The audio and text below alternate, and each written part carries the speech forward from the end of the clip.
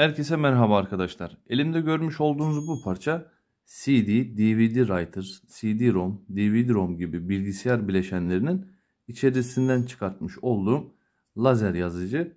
Bu aynı zamanda hem okuyup hem yazma özelliğine sahip olan, yani DVD writer, DVD-ROM dediğimiz yazıcı, okuyucu özelliğine sahip olan bir lazer.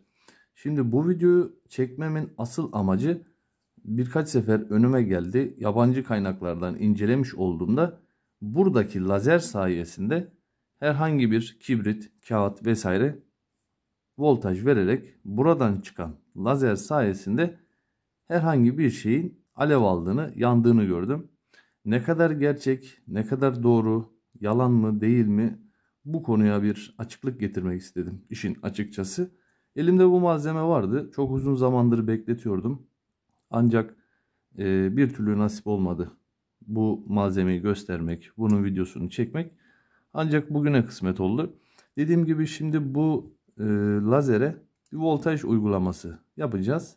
Voltajı verdikten sonra bakalım gerçekten burada görmüş olduğunuz bu gözün içerisinden çıkacak olan lazer ışını gerçekten bir kağıdı veya herhangi bir malzemeyi yakacak mı, alev aldıracak mı? Bunu beraber gözlemlemiş, beraber kontrol etmiş olacağız. En azından dediğim gibi akıllarda ve hafızalarda acaba düşüncelerini kaldırmak amacıyla bu videoyu çekiyorum. Ne kadar gerçektir, dediğim gibi gerçekçiliği var mı? Bu konuda ben de emin değilim, ben de bilmiyorum. En azından bunu beraber gözlemleyip kontrol etmiş olacağız. Şimdi ilk başta yapmamız gereken şey arkadaşlar, şöyle bir arka tarafına bakacak olursak, burada zaten şu şekilde görmüş olduğunuz gibi, biraz daha netleştirebilirsem, burada 3 tane çıkış ucu var. Muhtemelen bunun bir tanesi eksi veya bir tanesi artı. Diğer geri kalan 2 tanesi, bir tanesi okumak için, diğeri ise yazmak için çıkış verebilecek lazer ışını olduğunu düşünüyorum. Yani çıkış uçlarının bu şekilde olduğunu düşünüyorum. Çalışma voltajına dair bir bilgim yok. Yani kaç voltla çalışır? Gerçekten çalıştırabilecek miyiz? Yoksa lazeri yakıp arıza haline mi sokacağız? Onu bilmiyorum. O yüzden ilk etapta buradaki bu lazeri çıkartıp, daha doğrusu buradaki bu filmi söküp harici bir kablo lehimleme işlemi yaparak dışarıdan bir voltaj verelim bakalım. Gerçekten alev aldırabilecek miyiz? En azından bunu dediğim gibi beraber deneyip gözlemlemiş olacağız. Şimdi arkadaşlar, şöyle bir malzemenin şu kısmına baktığımızda şöyle biraz netleyelim. Şu kısımda görmüş olduğunuz gibi burada DVD yazıyor. Ortada GND ve en sol tarafta CD yazıyor. Yani biraz önce de söylediğim gibi hem okuyucu hem yazma özelliğine sahip olan bir sürücü lazer devresi. Ortası bunun şaseymiş. Direkt ortadan şase bağlantısı sağlayacağız.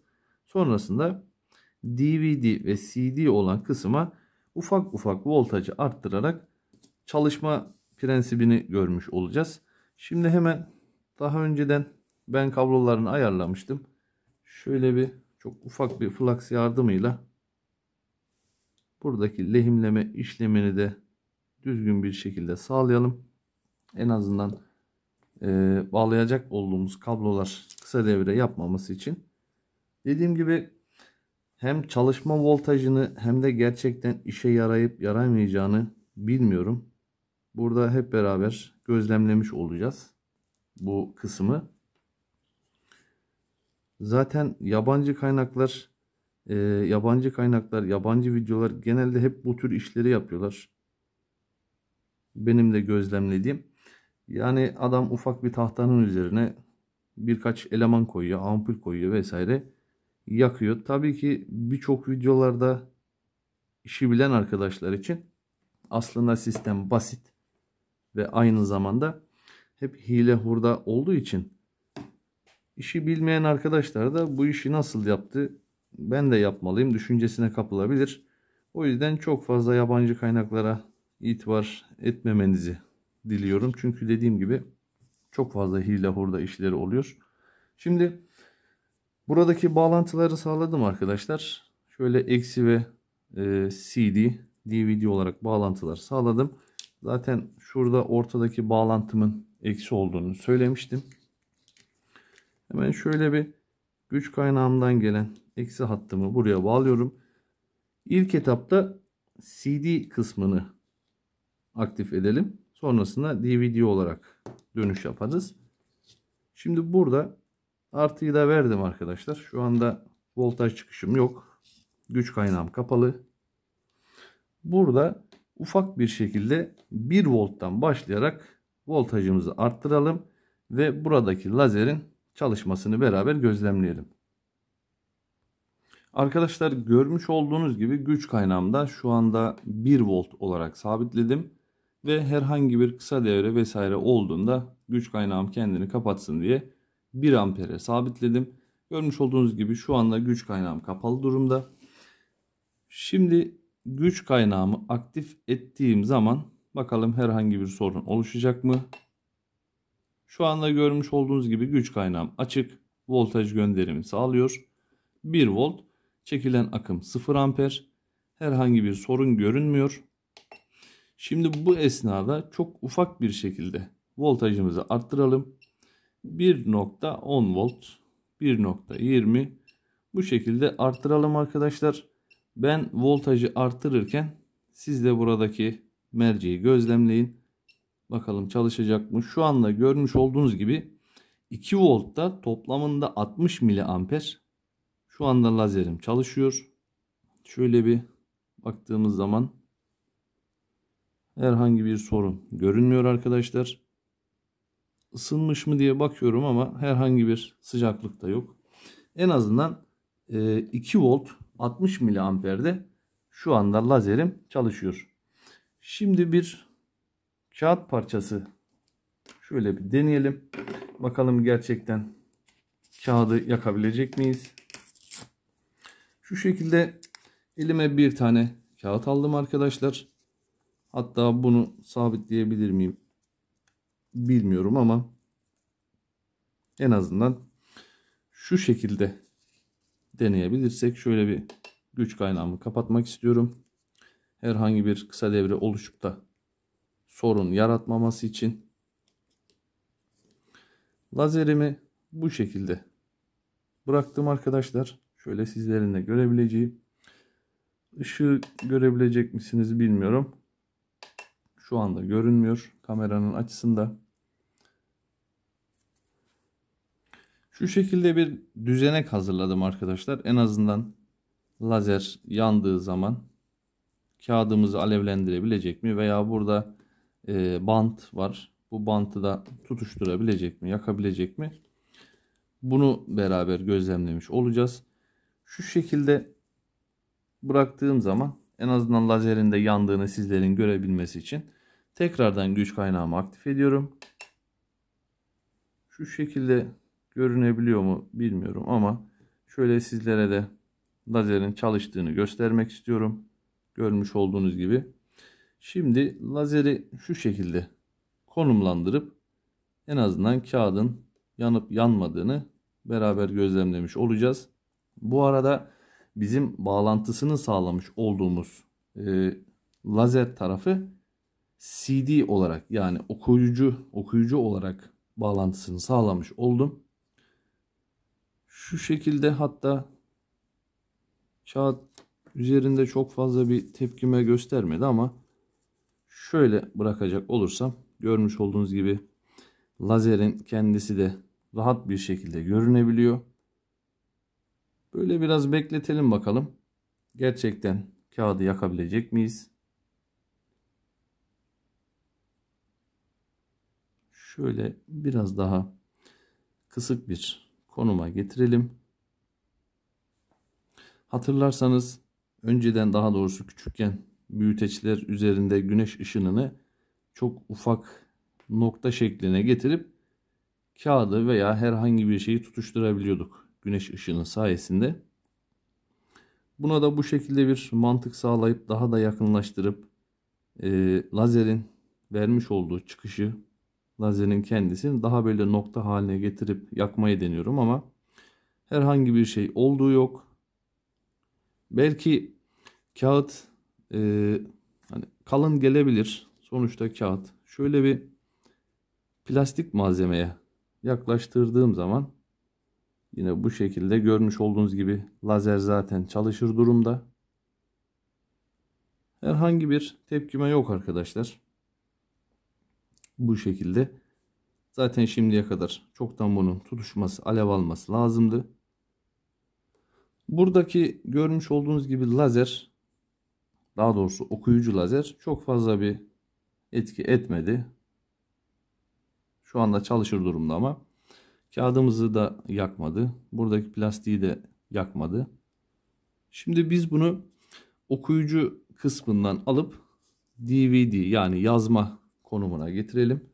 Zaten ortadaki bağlantımız bizim eksiydi. CD kısmına bağlantısını yaptık. Yani okuyucu kısmına. Şimdi DVD yani yazma kısmına getirelim. Güç kaynağımı tekrardan kapatıyorum. Buradaki artı bağlantımı söküp bu sefer DVD kısmına bağlantısını sağlıyorum. Şimdi bir tekrardan voltajımı değiştirmeden 2 volt üzerinden tekrardan güç kaynağımı aktif ediyorum. Görmüş olduğunuz gibi yine lazerim yandı. Şu anda DVD modunda. Yani yazma modunda. Bu sefer şu şekilde görmüş olduğunuz gibi 2 voltta 25 miliamper olarak gösteriyor. Tekrar bir kağıdımızı bu şekilde yakınlaştıralım. Bakalım DVD kısmında herhangi bir tepkime olacak mı? Şöyle kağıdımızı daha düzgün bırakalım. Şimdi arkadaşlar nokta şekline getirdim. Şuradaki kablomuzu ayıralım. Yine lazeri nokta şekline getirip bu şekilde yakınlaştırdım. Biraz bu konumda bekleyelim isterseniz. En azından şu anda lazer yazıcı tarafına bağlı olduğu için yani DVD tarafına bağlı olduğu için biraz bu şekilde bekleyelim.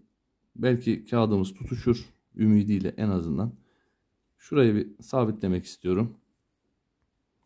Kağıdımı ve lazeri sabitledim arkadaşlar. Yine 2 voltta 25 miliamper olarak akım çekiyor. Şimdi biraz bu şekilde bekleyelim. Bakalım kağıdımız bu sefer alev alacak mı? Şu anda dediğim gibi lazeri DVD olarak bağlantısını sağladık. Yani yakma modunda. Şöyle biraz daha karanlık yapabilirsem en azından lazerin yandığını sizler de görebilirsiniz. Bu şekilde biraz bekleyelim.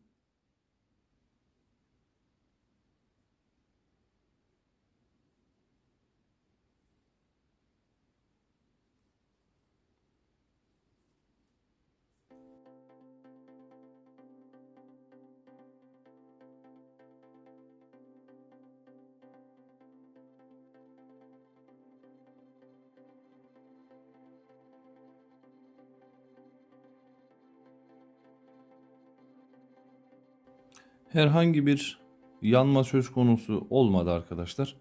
İsterseniz şöyle çok ufak bir şekilde voltajımızı arttıralım. Hatta bunu 3 volt olarak yapalım. Görmüş olduğunuz gibi şu anda tam güçte lazerim yanıyor. Muhtemelen 3 volttan sonrası sıkıntı olacağını düşünüyorum.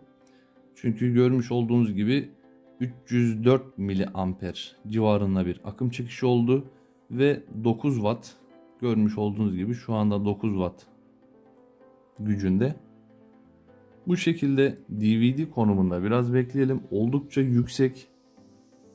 Şöyle arkadaşlar. Gerçekten yüksek bir şekilde lazer ışığı veriyor. Şimdi burada dikkat etmeniz gereken, eğer böyle bir işle bu şekilde bir lazerle uğraşacak olursanız, gerçi fark etmiyor, herhangi bir lazer ile uğraşacak olursanız hiçbir şekilde gözünüze temas ettirmemeye çalışın. Yani bu ışın gözünüze gelmesin. Gerçekten çok büyük ve ciddi bir hasar oluşturabilir. Bu şekilde biraz bekleyelim arkadaşlar. 2 volt zannedersem çok düşük bir voltaj olarak geldi. Dediğim gibi bu lazerin kaç voltta çalıştığını bilmiyorum. Çalışma mantığını dahi bilmiyorum. En azından bu şekilde bağlantısını sağlamış olduk. Biraz bekleyelim yine. Dediğim gibi. Bakalım kağıdımız tutuşacak mı? Alev alacak mı?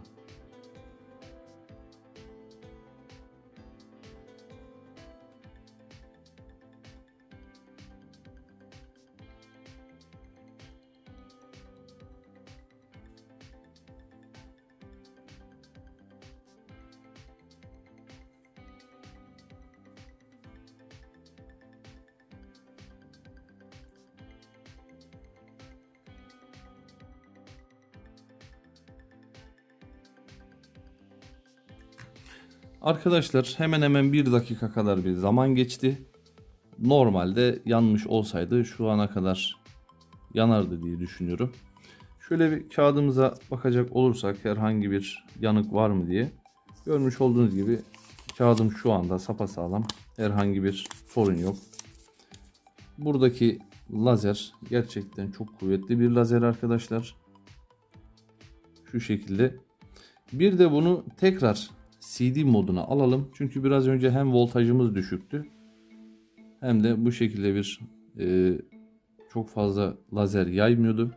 Şimdi şurada voltajımızı tekrardan kapatalım. Buradaki konumu bu sefer CD konumu olarak değiştirelim. Tekrar güç kaynağımdan voltajımı verdiğimde yine görmüş olduğunuz gibi çok küçük arkadaşlar. Yani her ne kadar 3 volt vermiş olsam bile okuyucu çok kısık bir şekilde yanıyor. Bu bizim çok fazla işimize yaramayacak. O yüzden tekrardan DVD moduna geçelim. Buradaki voltajımı kapattım. Son olarak DVD kısmını alıp tekrardan bekleyelim. Tekrardan gözlemleyelim arkadaşlar. Sonrasında eğer çalışırsa da çalışmazsa da videomuzu sonlandırmış olacağız. Bu sefer karşısına daha böyle tutuşabilecek, daha yumuşak bir cisim, bir peçete olabilir. Bunu koyalım bakalım arkadaşlar ne olacak. Şöyle bildiğiniz üzere peçeteler çok ufak bir kıvılcımla tutuşabilecek malzeme. O yüzden peçeteyi koymak istiyorum lazerin önüne. Hatta şöyle bir katmanını daha açalım. Bu şekilde. Bir de böyle deneyelim bakalım arkadaşlar. Lazeri yaktığımızda peçetemiz tutuşacak mı? Bunu da beraber gözlemlemiş olacağız. Şöyle lazeri biraz daha yaklaştıralım. Peçetemi biraz şöyle yakınlaştırdım. Yine voltajım 3 volt. Herhangi bir değişiklik yapmıyorum. Voltajımı güç kaynağımdan gönderdim. Şu anda lazer kamera ekranına her ne kadar yansımasa bile lazerin noktası çok ince bir şekilde arkadaşlar. Yani normalde biz bunu güneş ışınında bir mercekte yapmış olsaydık çoktan alev alırdı. Şimdi biraz da bu şekilde bekleyelim bakalım. Bu sefer peçetemiz ince olduğu için tutuşacak mı düşüncesi kuruyorum. Biraz bu şekilde bekleyelim. Sonuca tekrardan beraber bakacağız.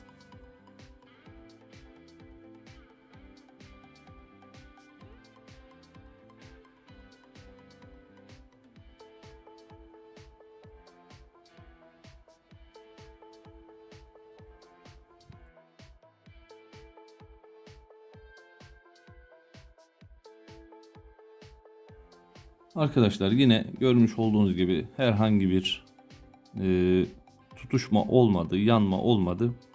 Peçete bu şekilde görmüş olduğunuz gibi yine sapasağlam. Voltajda da çok fazla bir değişiklik olmadı. Yani her ne kadar voltaj 3 volt olmuş olsa bile buradaki voltajı arttırdığım an muhtemelen lazer bozulacaktır.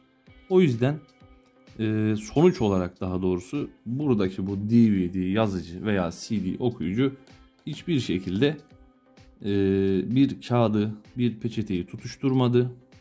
Yani bunu ne yaparsak yapalım yakamayacağız. Şöyle parmağımı yakınlaştırdığım zaman da hiçbir sıcaklık yok.